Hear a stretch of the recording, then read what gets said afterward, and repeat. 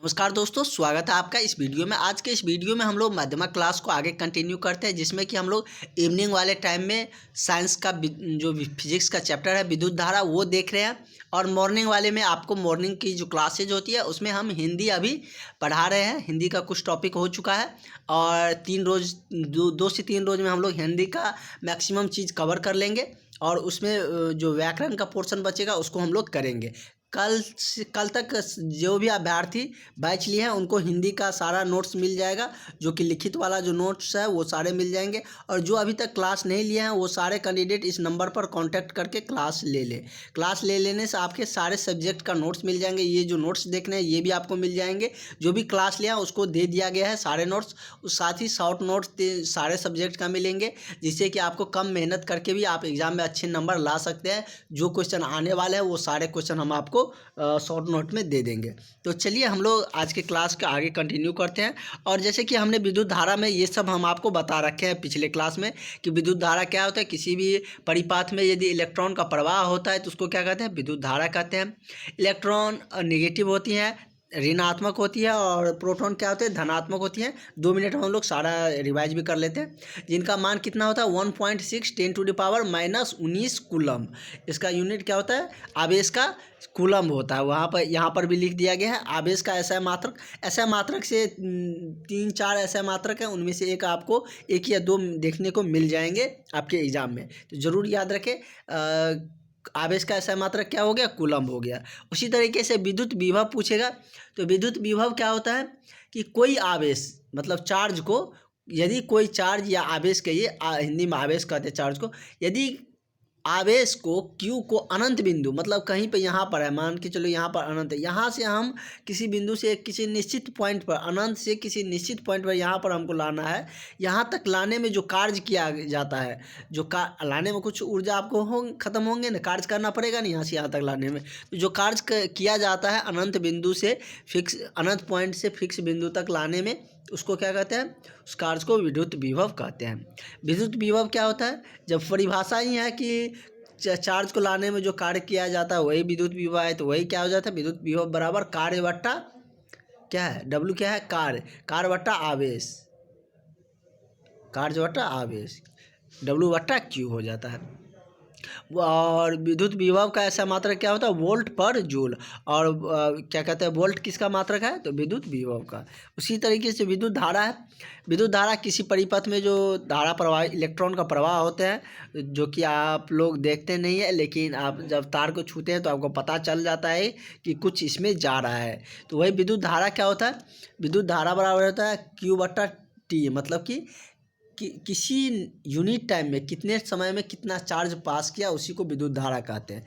या Q बराबर charge बराबर I/T, एक फार्मूला रखिए, इसी से बना सकते हैं। तो Q बराबर IT होता है, तो I बराबर क्या हो जाएगा, Q/T, T बराबर क्या हो जाएगा, Q/I हो जाएगा। तो इस तरीके से फार्मूला आप बना भी सकते हैं। और विद्युत धारा कैसा मात्रक क्या होता है, एम्पियर होता है। उसी तरीके से ओम का नियम आप लोगों से पूछे जाएंगे। ओम का नियम क्या होते हैं, बहुत ही अच्छा क्वेश्चन है कि परिवाहित विद्युत धारा उसके सिर के बीच का जो विभवांतर के समानुपाती होता है। मतलब विद्युत धारा डायरेक्ट लिख सकते हैं, विद्युत धारा क्या होती है, विद्युत विभव या विभवांतर के समानुपाती होता है। ये समानुपाती का साइन होता है, तो समानुपाती होते हैं। इस समानुपाती को हटाकर बराबर का साइन लाते हैं तो बट्टा में क्या आ जाता है, आर आ जाता है, जिसको हम लोग क्या कहते हैं, प्रतिरोध कहते हैं। क्या कहते हैं, प्रतिरोध कहते हैं। और प्रतिरोध का ऐसा मात्रक क्या हो गया, ओम हो गया। इस तरीके से आप समझ गए वो क्या कहते हैं, विद्युत विभव का ऐसा मात्रक वो क्या हो गया, वोल्ट हो गया। उसके बाद विद्युत धारा का एम्पियर हो गया। उसके बाद यदि हम बात करें रेसिस्टेंस या प्रतिरोध का क्या हो गया, ओम हो गया। और क्या थे, और कूलम, आपने चार्ज का मात्रक जान लिए। इस तरीके से श्रेणी क्रम यहाँ पर होगा, श्रेणी क्रम लिख दीजिए। श्रेणी क्रम में सिंपल जोड़ देते हैं एक, जैसे कि R1 का मान दिया है 3, R2 का मान दिया है 3, R1 का 1 है, R2 का 3 है, या R3 का मान दिया है 5, तो R समतुल्य निकालना रहेगा, तो सभी को जोड़ देंगे, 3 + 2 + 5 हो जाएगा। और वही समांतर क्रम में दिया रहेगा तो उसको व्युत्क्रम उल्टा करके क्या करते हैं, जोड़ देते हैं। इतना तक हम लोग जान चुके थे। क्वेश्चन भी हम लोग कुछ कर चुके थे। लगभग कहाँ तक क्वेश्चन किए थे, तो हम लोग 10 तक क्वेश्चन कर चुके थे, 11 तक कर चुके थे, 11 से आज हम लोग देखते हैं, 10 तक कर चुके थे। तो 11 क्वेश्चन क्या कर रहा है कि विद्युत बल्ब में जो तंतु लगा रहता है, जैसे कि बल्ब आप देखते होंगे, जो बल्ब बना रहता है वो बल्ब सॉरी उतना अच्छा नहीं बना, तो आप लोग समझ सकते हैं। बल्ब ऐसे ऐसे करके रहता है ना, ऐसे ऐसे करके तंतु जो लगा रहता है घुमा घुमा करके, तो वो क्या होता है, टंगस्टन का बना रहता है। किसका बना रहता है, टंगस्टन का। वही का पूछ रहा है आपसे कि विद्युत बल्ब का तंतु बना होता है किससे, तो वो टंगस्टन से बना रहता है। अगला, निम्नलिखित पदार्थ में कौन चालक है। जिससे विद्युत धारा प्रभावित होंगे वो चालक होंगे, जिससे विद्युत धारा प्रभावित नहीं हो सकता वो कुचालक होंगे। कुचालक या अचालक भी कह सकते हैं। तो वो आप ध्यान रखिएगा, चालक और कुचालक से आपको एक क्वेश्चन जरूर देखने को मिलेंगे। चालक, जिससे विद्युत धारा प्रभावित होते हैं उसे चालक कहेंगे, जिससे विद्युत धारा प्रभावित नहीं होंगे उसे कुचालक कहेंगे। जैसे क्या हो गया कि कांच से क्या होता है, विद्युत धारा प्रभावित होगा। शीशा जो आप लोग कहते हैं, तो शीशा से विद्युत धारा प्रभावित बिल्कुल नहीं होता, मिट्टी से भी नहीं होता, लकड़ी से भी विद्युत धारा प्रभावित नहीं होता है।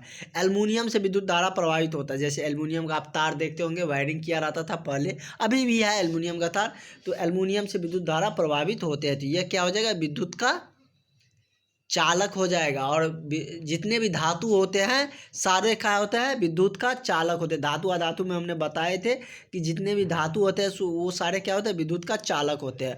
अधातु क्या होते हैं, अधातु विद्युत का कुचालक होता है। ऑप्शनल में या अपवाद कह सकते हैं। ग्रेफाइट ही एक ऐसा अधातु है जिससे विद्युत धारा प्रभावित होते हैं। जो पेंसिल में जो लगा रहता है ना अंदर में, अब उसको आप इलेक्ट्रिसिटी में दे कर मत छुइएगा, उसमें करंट आ जाता है। वही क्या है, ग्रेफाइट है। अगला क्वेश्चन हम लोग देखते हैं। कह रहा है कि निम्नलिखित में से किसमें अधिक विद्युत धारा प्रभावित होता है। ये तो हम लोग जान चुके कि जिससे विद्युत धारा प्रभावित हो सकता है बहुत सारे मेटल से, लेकिन ये पूछ रहा है कि इसमें से किसमें सबसे ज़्यादा विद्युत धारा प्रभावित होंगे। चांदी, सोना, तांबा, टंगस्टन। तो सबसे ज़्यादा तो विद्युत धारा प्रभावित होता है वो चांदी से होता है। ये नहीं कि महंगा सोना है तो सोना से होगा, चांदी से सबसे ज़्यादा विद्युत धारा प्रभावित होता है। तो आप कहिएगा कि सर तो वायरिंग हम लोग चांदी का काहे न कर देते हैं, ज़्यादा हमको हमारे घर में इलेक्ट्रिसिटी आएंगे। तो ये दिक्कत है ना कि आप चांदी लगाइएगा तो आपको थोड़ा आप प्लग जपाइए तब तक पता चलेगा कि लाइन कटा, वो गोल हो गया। तो चांदी महंगा होता है, उसका कॉस्ट भी महंगा पड़ जाता है, लोग के पहनने के लिए नहीं हो पाता है, तो वो मतलब कैसे कर पाएगा, मतलब वायरिंग कैसे चांदी से हो पाएगा। लेकिन सबसे ज़्यादा विद्युत धारा प्रवाहित चांदी से होता है। और जहाँ पर ज़्यादा रिक्वायरमेंट होता है वहाँ पर उत्तम किस्म का जो विद्युत धारा प्रवाहक होता है वो लगाए भी जाते हैं। आप देखते होंगे ना, जो आप बल्ब जलाते हैं तो उसमें कम पावर का वायर भी लगा देते हैं, लेकिन वही आप हीटर, एसी और कूलर ये सब यूज करते हैं तो उसमें थोड़ा अच्छे क्वालिटी का वायर चाहिए। उसमें जो तार रहता है या वो तांबा का या और अदर मतलब कि अच्छे विद्युत धारा प्रवाही से होना चाहिए, जो आपको इलेक्ट्रिसिटी ज़्यादा प्रोवाइड कर सके। अगला कि विभक्तीय विलय का उपयोग किस में किया जाता है। विद्युत विभव कह सकते हैं। विद्युतीय विलय का उपयोग किस में किया जाता है, तो इसका उपयोग विद्युत मोटर में किया जाता है। किस में, विद्युत मोटर में। वोल्ट का क्या होता है, कह रहा है वोल्ट भी बराबर, कह रहा है वोल्ट को किस मतलब कि यूनिट के फॉर्म में लिखा जा सकता है। तो ये किस में लिखा जाता है, तो इसको हम लोग इस टर्म में भी लिख सकते हैं, जैसे कि क्या ए इंटू भी के फॉर्म में भी, भी बराबर आई इंटू आर होता है ना, भी बराबर आई आर। तो आई का ऐसा मात्रा क्या होता है, एम्पियर, ए से लिखते हैं। और रेसिस्टेंस का क्या होता है, ओम होता है। तो इस तरीके से भी पूछेगा तो आप कंफ्यूज नहीं होइएगा। वोल्ट का इस तरीके से भी लिख सकते हैं। कह रहा है किसी चालक से प्रभावित विद्युत धारा वास्तव में क्या प्रभाव करता है। यदि किसी चालक से विद्युत धारा का प्रभावित हो रहा है तो उससे क्या प्रभाव हो रहा है, इलेक्ट्रॉन, प्रोटॉन या न्यूट्रॉन। तो जिससे विद्युत धारा, किसी भी चालक से विद्युत धारा प्रभावित हो रहा है तो समझिए कि उससे किसका प्रभाव हो रहा है, तो इलेक्ट्रॉन का प्रभाव हो रहा है। किसका प्रभाव हो रहा है, इलेक्ट्रॉन। किसका मान कितना होता है, 1.6 10⁻⁻⁻⁰ कूलम्ब होता है, नेगेटिव में होता है। तो ये इतना मान होता है। और किसी भी जो धातु होते हैं या किसी भी चीज़ों से यदि विद्युत धारा प्रभावित होते हैं तो उसमें इलेक्ट्रॉन का प्रवाह हो रहा है, ये समझिए। ये आप लोगों के लिए नहीं है, जो आपके लिए ज़्यादा होंगे वो हम बता सकते हैं।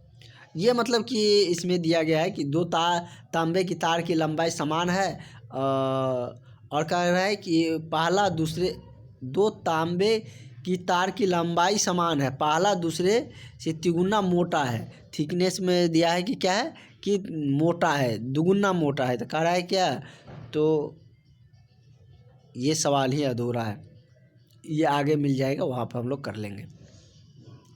अगला कह रहा है कि विद्युत धारा उत्पन्न करने की युक्ति को क्या कहते हैं, जिससे विद्युत धारा उत्पन्न होता है उसको क्या कहते हैं। तो जनरेटर से आप लोग देखते हैं विद्युत धारा उत्पन्न किया जाता है ना, तो क्या हो जाएगा इसका आंसर, आपका ऑप्शन नंबर ए सही हो जाएगा। अगला है विद्युत धारा मापने की इकाई क्या है। तो विद्युत धारा मापने की इकाई हमने आपको बताए थे, विद्युत धारा आमीटर के जरिए मापा जाता है। और वोल्टेज को किससे मापा जाता है, तो वोल्ट मीटर से वोल्टेज को मापा जाता है। आमीटर से किसको मापा जाता है, तो विद्युत धारा को। तो ये समझ गए आप। अगला विभवांतर मापने के लिए किस युक्ति का उपयोग किया जाता है।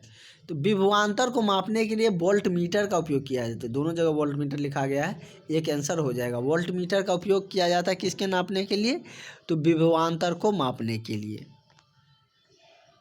अगला कह रहा है कि समांतर क्रम में प्रतिरोध की संख्या बढ़ाने पर समतुल्य प्रतिरोध क्या होगा।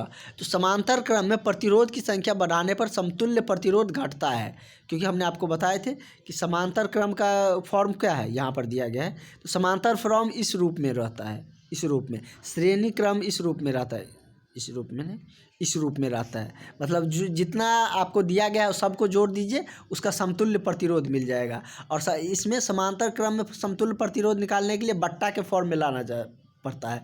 यदि नीचे वाला भाग ज़्यादा होगा तो ज़्यादा से भाग दीजिएगा तो कम आएगा ना। तो वही कह रहा है यदि इसकी संख्या बढ़ा रहे हैं, प्रतिरोध की संख्या, तो उस समतुल्य प्रतिरोध का मान क्या होता है, घटता है। किस क्रम में, तो समांतर क्रम में। वही श्रेणी क्रम रहता तो बढ़ेगा। श्रेणी क्रम में हम लोग सीधा सीधी जोड़ देते हैं। और उसी से रिगार्डिंग यहाँ पर भी दिया गया। आपको कहीं पर कुछ समझने में दिक्कत नहीं होंगे, इस तरीके से आपका नोट्स सारे सब्जेक्ट का तैयार किया गया है। यदि दो प्रतिरोध में प्रतिरोधकों के प्रतिरोध R1 और R2 को श्रेणी क्रम में जोड़ा जाए तो उनका समतुल्य प्रतिरोध क्या होगा। श्रेणी क्रम में सिंपल हम जोड़ देते हैं तो समतुल्य प्रतिरोध क्या हो जाएगा, R1 प्लस R2। 3 गो रहता था, R1 plus R2 plus R3। मान दिया रहता, R1 का मान 8 दिया रहता, R2 का मान 5 दिया रहता। कहता आपको समतुल्य प्रतिरोध निकालिए, तो समतुल्य प्रतिरोध क्या हो जाता, 8 प्लस 5, मतलब R1 प्लस R2 बराबर कितना, 13 हो जाता है। 13 ओम हो जाता, प्रतिरोध को ओम से लिखते हैं। ठीक है, इस तरीके से क्वेश्चन आएंगे तो अब आप बना सकते हैं, आपको कोई कन्फ्यूजन, कोई दिक्कत नहीं होंगे। ताप बढ़ने पर चालक का प्रतिरोध क्या होता है, तो ताप बढ़ने पर चालक का प्रतिरोध भी क्या हो जाता है, बढ़ जाता है। और ये क्वेश्चन आपको पूछा गया है, 23 में पूछा भी गया है। आपके एग्जाम में 23 में भी ये क्वेश्चन पूछा गया है कि ताप बढ़ाने पर चालक का प्रतिरोध क्या होता है, तो ताप बढ़ाने पर चालक का प्रतिरोध बढ़ता है। और ये है कि दो प्रतिरोध समांतर क्रम में दिया गया है तो समतुल्य प्रतिरोध क्या हो जाएगा, समतुल्य प्रतिरोध क्या होगा, ये हो जाएगा। क्या कि समांतर क्रम में है तो उल्टा करके जो व्युत्क्रम करके जोड़ते हैं, वही श्रेणी क्रम में रहता तो ये हो जाता। कितने बार समांतर श्रेणी क्रम समझा दिया हम आपको, तो अब आपको कोई कन्फ्यूजन नहीं होंगे। ठीक है, समांतर क्रम में रहेगा तो ऐसा रहेगा, श्रेणी क्रम में ऐसा रहेगा। ठीक है, कह रहे किसी चालक के वैद्युत प्रतिरोधकता निर्भर करती है किस पर। तो वैद्युत प्रतिरोधकता जो निर्भर करती है किसी चालक की, वो किस पर निर्भर करती है, तो लंबाई पर भी करती है, एरिया अनुप्रस्थ काट का क्षेत्रफल पर भी करती है, उसकी प्रकृति पर भी निर्भर करती है। तो इसका करेक्ट आंसर क्या हो जाएगा, ऑल ऑफ दीज, इनमें से सभी हो जाएंगे। ठीक है, आगे का क्वेश्चन हम लोग देखते हैं। अगला क्वेश्चन क्या कर रहा है आपका, अगला क्वेश्चन कर रहा है वो समतुल्य प्रतिरोध से ही है। दो प्रतिरोध श्रेणी क्रम में दिया है तो इसका समतुल्य प्रतिरोध क्या होगा, दोनों प्रतिरोध से क्या होगा, बड़ा होगा, होगा ना। R1 से भी बड़ा होगा, R2 से भी बड़ा होगा, R3 से भी बड़ा होगा या दोनों प्रतिरोध से बड़ा होगा, ये पूछ रहा था। क्या हो जाएगा इसका आंसर, ये हो जाएगा बड़ा, दोनों से प्रतिरोध है। मान चलिए इसका मान 8 है, इसका मान 5 है, तो समतुल्य प्रतिरोध कितना होगा, 8 + 5 दोनों को जोड़ेंगे तो 13 हुआ ना। तो 13 देखिए तो 8 से भी बड़ा है, 5 से भी बड़ा है, तो समतुल्य प्रतिरोध कैसे होंगे कि मतलब दोनों से बड़ा होंगे। तो किसी भी तरीके से आपको घुमा के क्वेश्चन पूछेगा तो आप हमसे पढ़ रहे हैं, आप जवाब दे सकते हैं, ठीक ना, आपको कोई दिक्कत नहीं होंगे। और एक क्वेश्चन को कितनी बार रिवाइज करके हम बता रहे हैं, आपको भूलने की भी चांसेस कम है। आप सिर्फ रेगुलरली फॉलो करिए जो भी वीडियो, और वैसे भी बहुत लंबा वीडियो अभी हम आपको दे नहीं रहे हैं, इतनी छोटे में वीडियो दे रहे हैं, तो आप लोग उसको पूरा देखिए। बहुत सारे अभ्यर्थी पूरा वीडियो नहीं देखते हैं, क्योंकि हमें पता चल जाता है, क्योंकि उसमें एवरेज टाइमिंग दिखा देता है कि किस अभ्यर्थी ने कितने टाइम उसको देखे हैं, एवरेज इसका ड्यूरेशन टाइम क्या है। पूरा देखिएगा तभी ना आपको पता चलेगा। और इससे छोटा वीडियो हम आपके लिए क्या बनाएं, मतलब सिलेबस भी कवर करना है, इसलिए तो एक टाइम में चाहते तो एक ही टाइम में आपको बड़ा वीडियो लेकर आपको ख़त्म कर सकते हैं, लेकिन छोटा छोटा आपका बर्डन ना लगे 2 टाइम में आपको, मतलब कि जबकि उससे दुगुना समय हमको लग जाता है। फिर भी हम आपके समझने के लिए 2 टाइम लाते हैं वीडियो, और बहुत ज़्यादा लंबा भी नहीं रहता है। तो आप लोग सीरियसली पढ़िए, अब आपके एग्ज़ाम में बहुत ज़्यादा समय नहीं है। कह रहा है ओम के नियम का गणितीय क्या होगा, तो ओम भी बराबर हम लोग क्या सुने थे, IR, ये था ना। एक फॉर्मूला याद रखिए, V बराबर IR, Q बराबर IT, यही था, Q बराबर I और T, ये 2 फॉर्मूला इसको लिख देते हैं। Q बराबर IT याद रखिए, IT, और V बराबर IR, ये 2 फॉर्मूला। इसमें कह रहा है ओम का नियम, तो ओम के नियम क्या होता था कि मतलब I समानुपाती होता था V का, तो I बराबर क्या हो जाएगा, V/R। देखो तो इसमें कहीं पर है नहीं, यहाँ पर है V/R, I बराबर V/R। तो ये क्या है, ओम के नियम का गणितीय निरूपण है। रूपांतर कर दीजिए या निरूपण कर दीजिए, इसका करेक्ट आंसर आपका यही हो जाएगा। नेक्स्ट है कि निम्नलिखित में से किसमें विद्युत धारा प्रवाह नहीं होता है, तो देखिए इसमें किसमें नहीं होगा। तो विद्युत धारा तांबा में होता है, लोहा में भी आप छू के देख लीजिएगा एक बार, नहीं छुइएगा, ऐसे बोल रहे हैं, मजाक कर रहे हैं, छुइएगा तो पता चलेगा। टंगस्टन में भी रहता है, हीरा में करंट मतलब नहीं रहता। क्या होता है कि विद्युत धारा प्रवाह हीरा में नहीं होता है, ठीक है। एक अश्व शक्ति मतलब जो किलोवाट शक्ति का जो मात्रक है, उसका जो यूनिट है, कह रहा है 1 HP अश्व शक्ति किसके बराबर होता है, तो वो 746 वाट, 7 कितना होता है, तो ये 700 आपके 46 वाट के बराबर होते हैं। कितने, तो 60 से 46 वाट के बराबर होता है।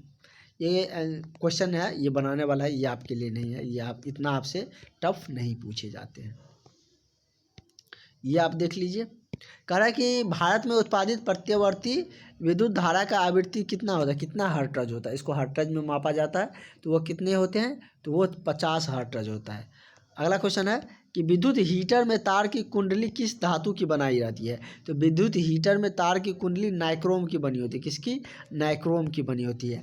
और बल्ब में किसका था, तंतु जो बना होता था वो टंगस्टन का था, और हीटर में किसका है, नाइक्रोम का रहता है, ठीक है।